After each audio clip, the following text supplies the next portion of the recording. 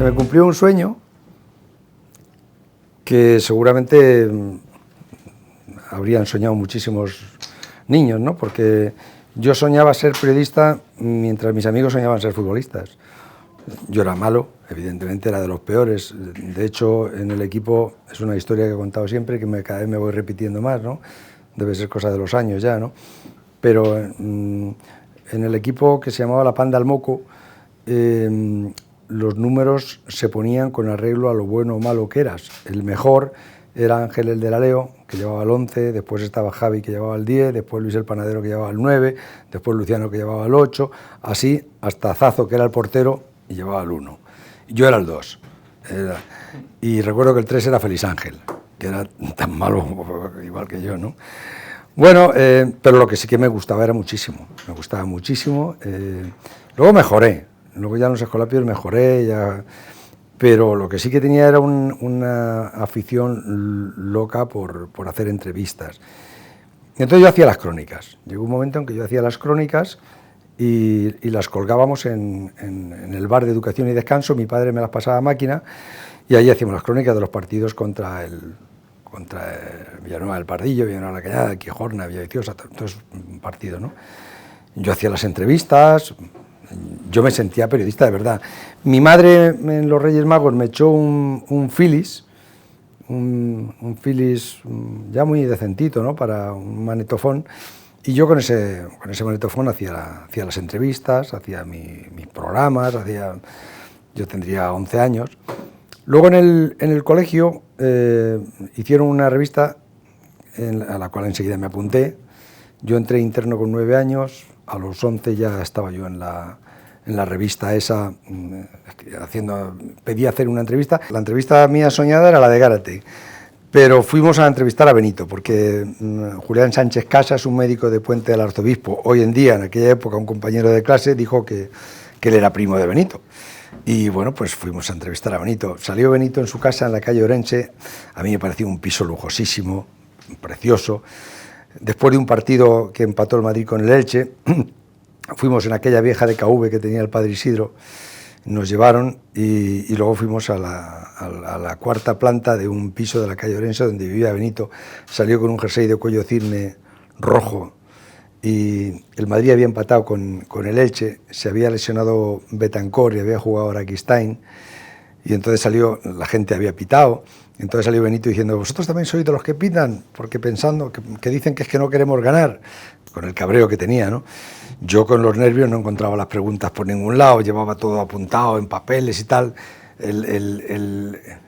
La grabadora Philips que me había regalado mi madre no tenía pilas, bueno, aquello fue horrible, pero bueno. Salió una entrevista, no llevábamos cámara de fotos, nos regaló él una foto para que la publicáramos, la clásica foto con Benito con las manos atrás sacando pecho hacia adelante en el Bernabéu, y bueno, pues la publicamos y yo me sentí... Pero bueno, cuando llegué al pueblo, pues mi tío Fernando me dijo: bueno, pero tú habías dicho que ibas a entrevistar a Gárate y este es Benito, ¿no? Y yo seguía, ¿no? Mi tío Fernando me llevó Yo, como todos los niños en aquella época, era del Madrid, todos mis amigos eran del Madrid, fíjate qué titular te estoy dando. Pero mi tío Fernando me llevó a ver al Atleti, fue el primer campo que yo vi, un Atlético de Madrid-Zaragoza. Un mes de marzo, yo estaba interno, mi tía Andrea lo organizó todo, era como mi abuela, yo no tenía abuela materna, mi madre se quedó sin madre y entonces la crió mi tía Andrea, ¿no? Y mi tía Andrea era como la que hacía de mi abuela, me protegía, a José Ramón hay que llevarle al fútbol, mis primos eran del Atleti, eran socios, y entonces mi tío Fernando dijo: bueno, pues venga, yo le llevo, y me llevó a ver un Atlético de Madrid-Zaragoza por la noche. Nos dejaron, bueno, me dejaron en una iglesia que hay ahí cerca de Cruz de Puerta Cerrada, había una piedra de granito grande, tú te sientas en la piedra y llegará el tío Fernando con la furgoneta 2 caballos, con el Citroën 2 caballos, y ahí te coge. Y efectivamente, me dijo que a las 8 en punto, el partido empezaba a las 9 o a las 8:30, pero que, joder, que eran las 8 menos 5 y no venía, yo de los nervios, y aparecería a las 8:05, pero yo nerviosísimo. Yo me subí en la furgoneta Citroën 2 caballos atrás, el olor a carne, porque la furgoneta era de un carnicero y aunque la pegaban un manguerazo después de matar y eso, pero la furgoneta olía a carne. con 2 bocadillos de mortadela que traía, que me supieron a gloria, a un niño de un internado, imagínate, ¿no? Cuando llegamos ya era un poco tarde y estaban saliendo los jugadores, yo oí pitos y oí a mi primo Pedro que decía, ya están ahí los toros. Y yo decía, ¿qué son los toros? Y dice, no, le llamamos los toros porque al equipo contrario se le silba. Y salí al Zaragoza. Mi primo Pedro se cabreó mucho porque se había lesionado Rodri y salía a San Román. Y dice, pero si sale el loco de portero. Todo eso era mientras subíamos las escaleras hasta la tribuna de Fondo Norte, donde ellos tenían el abono, ¿no? Yo entré con el carnet de mi primo Fernando, ¿no? Los bancos de madera, aquellos que había allá atrás, ¿no? Había aquello, me emocionó tanto que de repente me produjo un dolor de cabeza brutal. A un niño de 10 años, las luces, la luz del campo me impactó de tal forma, ¿no? Y se lesionó Gárate en la primera parte. Como no había cambio, ya estuvo jugando todo el partido lesionado, se quedó arriba de Palomero, no podía hacer nada, ¿no? Y en una de estas Tejedor enganchó una volea, marcó el Zaragoza y así terminó el partido 0-1. Y ahí empezó mi apostolado con el Atleti, ¿no? Ahí empezó, yo vi que eso era otra cosa. El siguiente partido jugaba el Atlético de Madrid en Sarriá con el Español. Lo recuerdo porque al terminar el partido mi tío Fernando les decía a los de Navalcarnero, que eran parientes suyos, bueno, ¿y vais a ir a Sarriá? Y yo decía, joder, ese sería mi sueño, poder ver un partido y luego otro y otro y otro. Y decía Rufino, su primo Rufino, decía, sí, vamos a ir el domingo, iremos a Sarriá, fíjate, con este equipo a palmar otra vez y tal. Bueno, allí empezó todo. Yo leía el Marca y el As, lo compraba Galán, que era uno de los listos de la clase, y a Galán tenía una anemia y sus padres le habían pedido al internado que le dieran todos los días en el desayuno un vaso de leche de verdad, no la que nos daban a nosotros, un vaso de leche de verdad. Y venía aquel vaso de leche con espuma que le traían a Galán para su anemia y el As, o el Marca, que se los traían a los dos, ¿no? Le traían los dos periódicos. Un día uno, otro día otro, según... Entonces todos, Galán, el periódico, decía, esperar que lo lea yo y luego, joder, Galán, pero yo voy a ser periodista, bueno, déjame que lo lea yo. Y yo me leía las crónicas de Belarmo, joder, yo quería ser Belarmo, y iba el Madrid a Elche, o iba el Atleti a Sarriá, y allá iba Belarmo, o iban a jugar aquellos partidos de la Copa de Europa, de la Copa de la UEFA, y me sacaban aquellas fotografías de Budapest, de Moscú. Decía yo quiero, eso es lo que yo quiero ser. Y me leía cómo explicaban cómo era la ciudad, la sopa de goulash que decía Belarmo algunas veces que había tomado en Budapest o no sé dónde y tal. Yo decía, joder, ¿qué será eso? Y explicaban. Bueno, yo me he dado cuenta que eso era lo que a mí me gustaba contar, ¿no? Yo no quería ser periodista de radio, ¿eh? No quería ser periodista de radio porque lo veía como demasiado lejos. Yo me habría vendido mi alma al diablo perfectamente en aquella época por ser periodista de uno de los periódicos de deportes, o sea, no por ser Gallardo, pero por haber sido el más humilde becario y que me hubiesen mandado todos los días al entrenamiento del Atleti yo habría sido feliz. Y en esos momentos me dicen, firmas aquí ahora mismo y te quitamos 10 años de vida, y yo estoy seguro que habría vendido mi alma al diablo y lo habría firmado.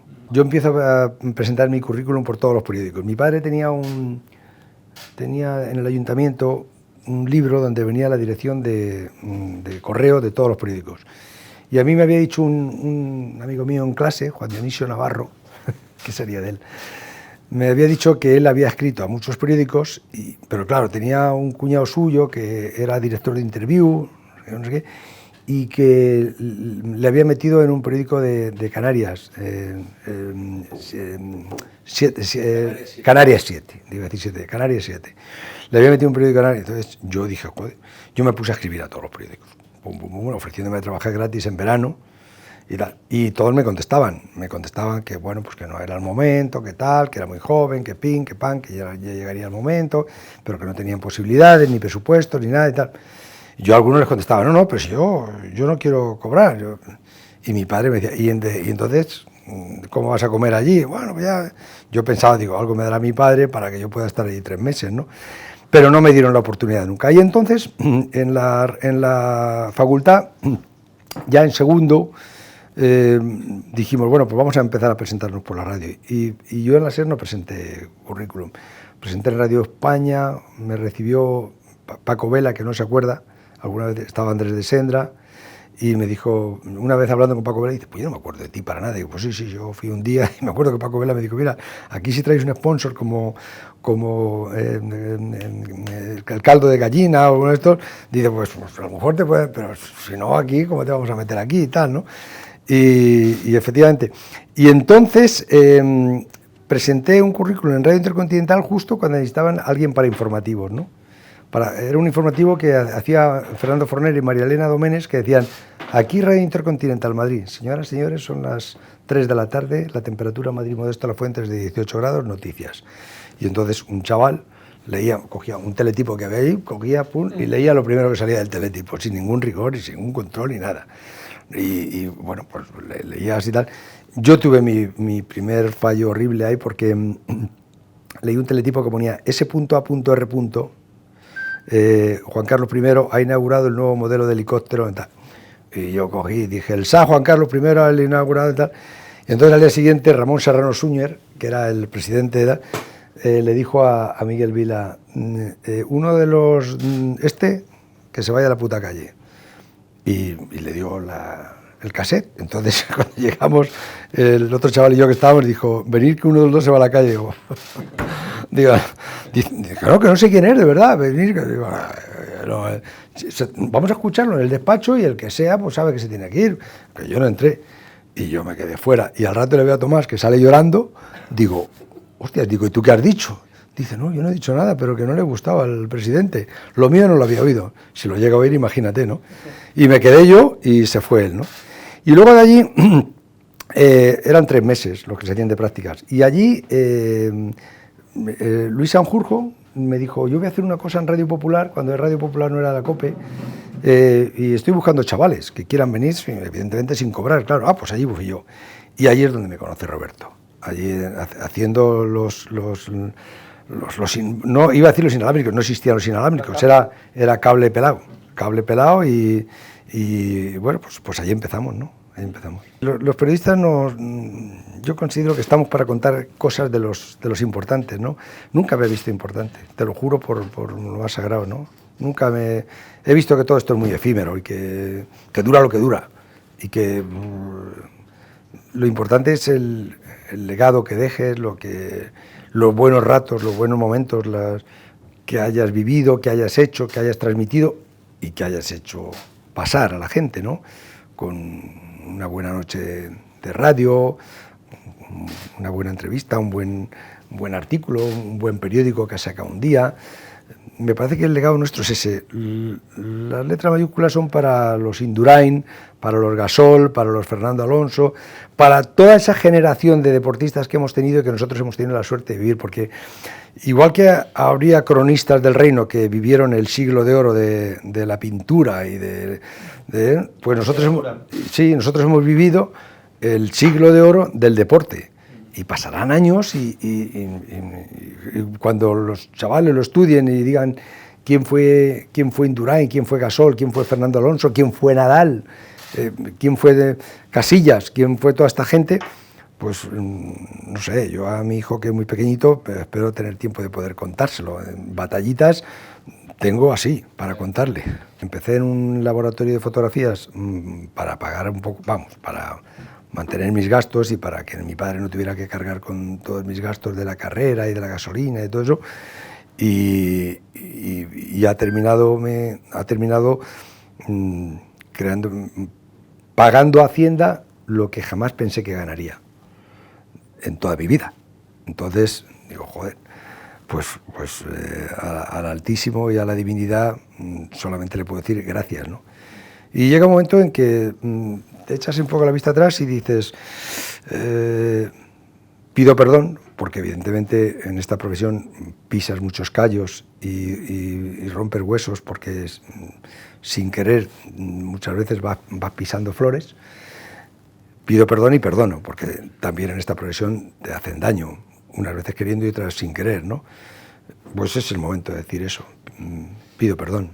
Yo cuando vine a Onda Cero le dije a Bustillo, yo creo que estos 5 años van a ser buenos, porque me encuentro muy bien. Me encuentro en el mejor momento de madurez, ¿no? Van a ser buenos. Pero cuando la vida me cambia, cuando voy a tener un hijo, ¿no? Cuando ese hijo me dicen que viene con problemas y que, a ver, yo llego a las 3 de la mañana todos los días a mi casa, ¿no? Y veo el cuadro de preocupación que tenemos allí, digo, joder, ¿y qué voy a hacer? ¿Voy a seguir con esto? Voy a seguir viniendo a las 3 de la mañana y hablé con mi mujer y digo, esto lo vamos a dejar. Y el mismo día que Onda Cero viene a hablar conmigo del futuro y tal, yo le dije, mira, no me deis justificaciones de nada porque yo no pienso seguir, ¿no? Bueno, ellos dijeron, pues, oye, pues mira, vamos a esperar de aquí a Semana Santa y en Semana Santa ya decides lo que quieras y tal. Y bueno, luego la vida me regaló la salud de mi hijo. Fue lo más importante. Quiero perderme, quiero recuperar esa normalidad del anonimato y de convertirme en ciudadano normal. Quiero pedir perdón y quiero perdonar porque dejas heridas y te tocas y tienes cardenales que te duelen. Esta fue de aquella acogida en Pamplona, esta otra de no sé dónde, tal. Quiero que se me olviden todos esos dolores y quiero pedir perdón por las que haya producido yo, ¿no? Nunca. Yo dejo la radio por la noche. A partir de octubre, noviembre, ya veré. Yo sería incapaz de seguir viviendo sin escribir, sin preguntar, sin comunicar. Algo haré. Pero con la tranquilidad de no tener ese agobio diario de levantarme. Te pasará a ti en el periódico también, pero a mí una cosa que me pasa es que cada vez que abro el ojo, suena el despertador a las 10 menos cuarto, abro el ojo y mira, hoy ¿qué vamos a hacer? Al mismo tiempo que bostezo, digo, ¿hoy qué hacemos? Hoy juega la selección. No, hoy hay Champions. No, hoy he quedado con... Y ese agobio, ¿no? Y tenemos, pum, pam, tal, toda esa cosa, ¿no? Y tengo que ir a no sé dónde, y con quién como, y tal. Y esa presión, ¿no? De todo obligatorio, y a las 11 no sé qué, y a las 12 tal, y a las 2 en la manduca, y luego tal, y a las 5 quedado no sé qué, tal. Todo es como ir por un carril a toda velocidad sin salirte. Bueno, tener esa libertad, ¿no? Tener esa libertad de decir, bueno, pues hoy voy a ver el amanecer, ¿no?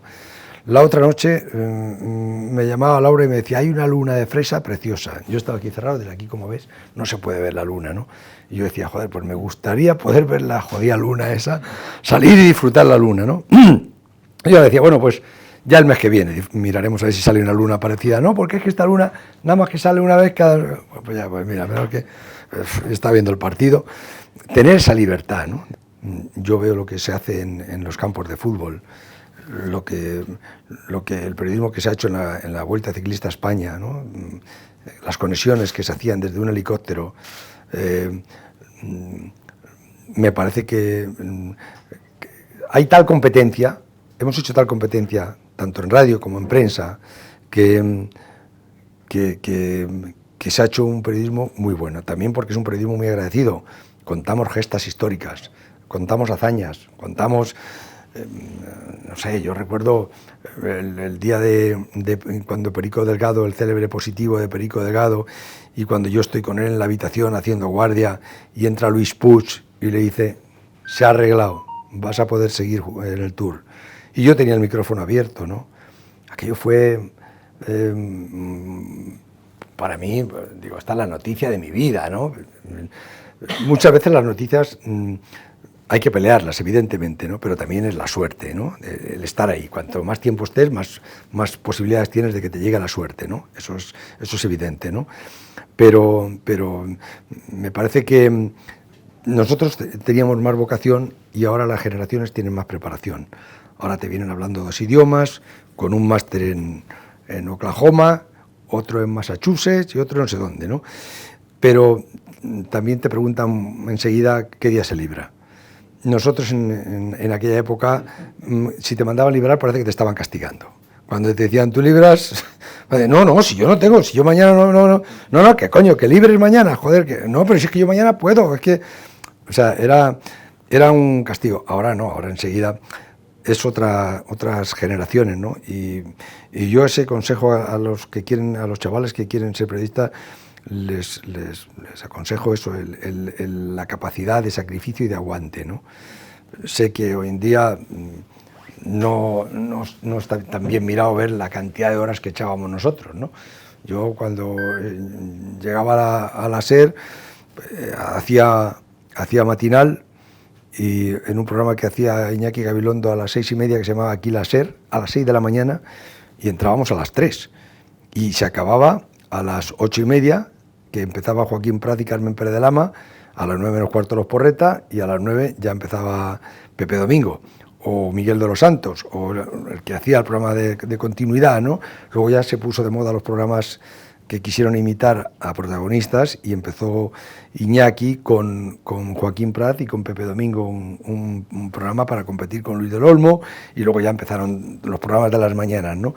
Pero yo empalmaba eso, este cabrón que me mandaba ya a la Ciudad Deportiva, y ya a las 9 menos cuarto me iba con Rivas. ¿Te acuerdas de Rivas? Aquel técnico que teníamos, que le había ametrallado ETA las piernas, y tenía un tiro en las piernas, y me iba con Rivas a la Ciudad Deportiva. Claro, ibas a la Ciudad Deportiva, te ponías allí con un Nagra, y claro, tú estabas entrenando con ellos. Ellos salían y si se lesionaba uno ibas a preguntarle qué se había hecho. Y bueno, ahora eso es imposible. Yo creo que también ha sido porque a los futbolistas se les ha metido en una burbuja. Dicen que es que somos muchos.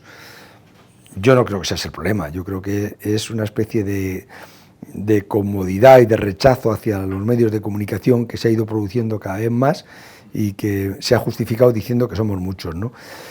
Pero no creo que seamos tantos, aunque seamos. Sí, el Marca sigue siendo el Marca, con los periódicos deportivos, las radios siguen siendo pues, más o menos, ¿no? Y se podría ordenar y tal, pero sin embargo se nos ha apartado como apestados, y eso ha hecho que se haya producido un distanciamiento entre los profesionales del deporte y los periodistas, ¿no? A mí me da mucha pena, que lo hablaba hace poco que no se ve un tube.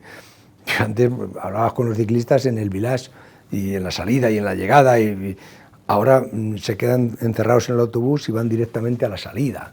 Antes yo estaba con Perico cuando le estaban dando masaje y entrábamos en directo. Mis épocas gloriosas, que cuando yo más recuerdo, cuando hacía los programas por la noche con Indurain y con Perico en la habitación, ¿no? Que era la leche, ¿no? Yo, en las concentraciones de la selección española, los futbolistas venían a llamar por teléfono a la habitación nuestra. Roberto llamaba y hablaba con Camacho cuando estaban discutiendo las primas. José, ¿qué? A ver, ¿qué? Bueno, ¿qué? ¿Cómo está eso? ¿Qué? A ver, ¿qué? Había una relación, bajamos a jugar al tenis. Yo me acuerdo de jugar en el Lyon, de jugar al tenis con Santillana y con Víctor Muñoz. Me parece que estaba Mario Moratalla, o sea que era una relación. En el Mundial de México, ¿te acuerdas? Sí, y jugábamos yo jugaba al mus, estaba Julio Salinas, estaba Julio Alberto, Zubizarreta, todo aquello, y había una relación muy próxima. Luego ya eso, pues todo se fue jodiendo, ¿no? Yo, mi secreto, que no hay tal secreto, porque mi fórmula fue pensar en el oyente. Yo empecé el programa aquel de las 3 de la tarde en la SER, que realmente lo hice yo porque no lo quería hacer nadie, porque este tenía comidas todos los días, entonces no se quedaba esa hora, te entraba desde cualquier comida, pero quedarse allí ni hablar. Entonces, como no lo quería nadie, yo era el último becario, pues empecé haciendo ese programa, que luego terminé haciéndolo con dos periodistas de la hostia, claro, con Paquito González y con Chus Galán, y que entraba desde donde quería, ¿sabes? Y bueno, claro, aquello funcionó. Pero yo pensaba en hacer un lenguaje un poco más descodificado, a ver cómo digo esto sin que me llame machista. Yo pensaba, a las 3 de la tarde, me encuentro con gente que sale de trabajar de los bancos y con la señora que está recogiendo la comida y el marido, recogiendo los platos. Y tengo que hacer un lenguaje para que la señora no me apague el... Y hacíamos un lenguaje un poco más descodificado, no usábamos el 4-4-2, ni la defensa en zona, ni el rombo, ¿entiendes? Hablábamos de otra manera, ¿no? Es verdad que hacíamos muchas putadas, porque era cuando estaba Benaker y mandábamos a Chus Galán, era cuando a Benaker le había dicho Mendoza, usted tiene que hacer que juegue Butragueño, porque Butragueño es el buque insignia. Y entonces le decía, sí, pero es que si juega Butragueño, yo tengo un tal Hugo Sánchez que es el que mete los goles. Entonces cuando le dejaba a Butragueño en el banquillo, Chus Galán iba a preguntarle a Benaker, ¿por qué no ha puesto usted a Butragueño? Y cuando jugaba Butragueño iba... ¿Qué? ¿Le han obligado a usted a poner el Butragueño? Entonces Benaker un día, no sé si la quiso tirar un cenicero, ¿no? Entonces nosotros le decíamos a Chus, venga, tú. Iba, y hacíamos un programa que salía divertido, salía descodificado. Y, bueno, y de ahí yo pensé, pues por la noche quiero hacer algo parecido, ¿no? Algo que la señora que está... Yo pensaba en esas radios de mesilla que se ponen, ¿no? Y que escuchan los dos, ¿no? Digo, bueno, pues antes de ejercer el sagrado sacramento del matrimonio, por lo menos que escuchen algo del programa, ¿no? Empezó a decir, ponle hasta que dure. Yo estaba en la playa, a mí me habían encargado de hacer el programa, me había dicho del CADE, queremos que hagas tú el programa y tal. Esto fue en el mes de junio o así, cuando me encargaron de hacer el programa, un poquito antes de estas fechas, ¿no? Y bueno, pues vale, pues muy bien, pues prepáralo y hazlo y empiezas el 3 de septiembre. Y yo me puse a darle vueltas y tal. Y entonces, estando en la playa, en la manga del Mar Menor, llegó una señora con un pedazo transistor de la leche, una botella de Fanta naranja de 2 litros, rodeada de niñitos pequeños por allí, puso su toalla tal, y puso la radio a todo meter. Y en medio de todo eso sonó esta canción. Y hincha, tú eres el mejor, hincha, tú eres el mejor. Yo dije que es verdad, es que eso es verdad. Si aquí el mejor es el hincha. Y digo, joder. Y entonces llamé a Radio Murcia y digo, oye, ¿quién canta eso? Me dijeron, Benito Moreno, el ra, ra, ra. Entonces empecé a preguntar, no existía internet, no existía nada de eso, empecé a preguntar, pum, pum, pum. Coño, Benito Moreno, ¿y quién es Benito Moreno? Pues Benito Moreno es el hermano de Josele. Coño, Josele, el hermano de Josele. Yo le había conocido a Josele a través de Roberto, porque Roberto cuando iba allí se alojaba en casa de Josele, eran los presidentes de la Peña del Gañote, Carlito Herrera, Juan Antonio Jiménez y él. Se alojaba en casa de Josele, Antoñito Jiménez yo creo que le chuleaba al de los lebreros, y Carlito Herrera tenía la novia en Sevilla y se alojaba allí, ¿no? Y entonces, pues yo conocí a José, coño, pues empecé a mirar y tal, y digo, pues esta va a ser la sintonía. Y cada vez que ya me leí la letra, empecé a buscarlo, compré el disco de vinilo, y empecé a mirar, me lo leí todo, digo, esta es la sintonía seguro. Y empecé a prepararlo, y el mismo día del programa, que ese lunes era un lunes, yo empezaba un lunes, día 3 de septiembre, muy nervioso, con una máquina de escribir, empecé a preparar, yo escribía todo a mano, pero luego el guión intentaba pasarlo a máquina y bueno, pues me llama, comía a las 12 para llegar a la radio a la 1:30 o así, una precipitación brutal, un vértigo brutal, un miedo, ¿no? Pues me llaman y me dicen, oye, vente para acá que queremos hablar contigo, un momento. Y me citan en el Rincón de la Ternera, Lama y Relaño, ¿no? Y me dicen, oye, mira, queríamos hablar contigo de la sintonía. La sintonía hay que cambiarla, tú no puedes poner esa sintonía porque eso es un insulto a... Entonces le dije, mira, si cambiáis la sintonía, yo no hago el programa. Y me puse bestia, además, de esas veces que lo tenía tan sumamente claro. Relaño se puso muy encabronado, Lama, niño, bueno, te vamos a tranquilizarnos, ¿qué tal? Y bueno, nos levantamos los tres, ellos por una acera, se fueron por una acera de la Gran Vía y yo por otra. Y yo dije, pues ni siquiera voy a llegar a empezar, digo, va a ser hasta que dure, porque va a durar muy poco, porque es que no le voy a empezar, porque ya Relaño cada vez más encabronado y tal. Y al llegar a la puerta de la radio nos encontramos con Del Cader. Hombre, ¿qué tal? ¿Qué monstruo? ¿Qué tal? ¿Qué tal? Nos encontramos con Del Cader que debía de salir ya, porque yo quedé con ellos a la 1, yo ya había comido, ellos estaban comiendo en el Rincón de la Ternera, nos debimos quedar ahí hasta las 3:30, las 4, discutiendo a voces, Y al llegar dice, ¿qué? Y digo, no, a estos que dice que no les gusta la sintonía. Y entonces dijo el cadete, bueno, ¿me la enseñas a mí? Digo, sí, sí. Subimos arriba a un rincón que había allí donde probaban las cuñas y pusieron la sintonía, que ya la tenían hecha en cartucho, y me dijo del cadete, a mí me parece cojonuda. Digo, bueno, pues ya está, pues esa esto, pues tú ni caso, tú tira para adelante. Y al salir fuera estaba ahí el año esperando, como diciendo, vaya hostia que te ha pegado, ¿no? Y yo salí muy ufano y muy tieso, y dijo, bueno, si has salvado ese escollo, pues para adelante, ¿no? Y salvamos el escollo, ¿no? Y la sintonía fue un éxito, ¿no? Porque yo creo que venía a significar, esa sintonía la hizo Benito Moreno cuando España está en una crisis brutal económica en el Mundial del 82 y el Betis había fichado al Lobito Diarte, ¿no? Y con todo el paro que había en Andalucía y con todo eso, él decía, el lobito está cobrando y los borreguitos volando, ¿no? Venía a hacer esa crítica ácida, ¿no?, que hizo él, ¿no? Y hincha, tú eres el mejor escuchando al transistor. ¿Qué es lo que yo he llegado a pensar siempre? Que cuando decía García, lo más honrado de esto es el balón. Digo, no, lo más honrado de esto es el hincha que llora por su equipo, que las pasa putas, que se gasta lo que no tiene para ir. Y yo me acordaba en mi tío Fernando y en su primo Rufino, cuando estaban preparando el viaje para ir a Sarriá a ver al Atlético en el Español, ¿no? Después de haber perdido con el Zaragoza, con una pena de cojones, mi tío Fernando decía, ¿vas a ir a ver a estos mataos? Y decía, pues, ¿qué quieres, Fernando? Pues habrá que ir, joder, ya lo tenemos pensado, el autobús, no sé qué. Bueno, yo nunca tuve conciencia de que fuera en ningún momento cumbre. Yo creo que, lo que te decía antes, se ha hecho un muy buen periodismo, ¿no? Nosotros, vosotros, ellos, conjugaría todos los tiempos del verbo hacer, ¿no? En pretérito imperfecto y hasta en presente indicativos. Hemos hecho muy buen periodismo, ¿no? Tanto él como nosotros, ¿no? No tuve ninguna conciencia en ningún momento de ser número uno de nada, porque yo nunca fui número uno. Fui con un grupo de gente y en un escenario importante, ¿no? Digamos que, a ver, yo estaba en la Gran Vía, ¿no? No sé qué hubiera sido de mí si lo hubiera hecho esto en Radio Alcira, ¿no? Pero en una emisora con la que estaba yo, pues, y con la gente que tenía, donde estaban los mejores, ¿no?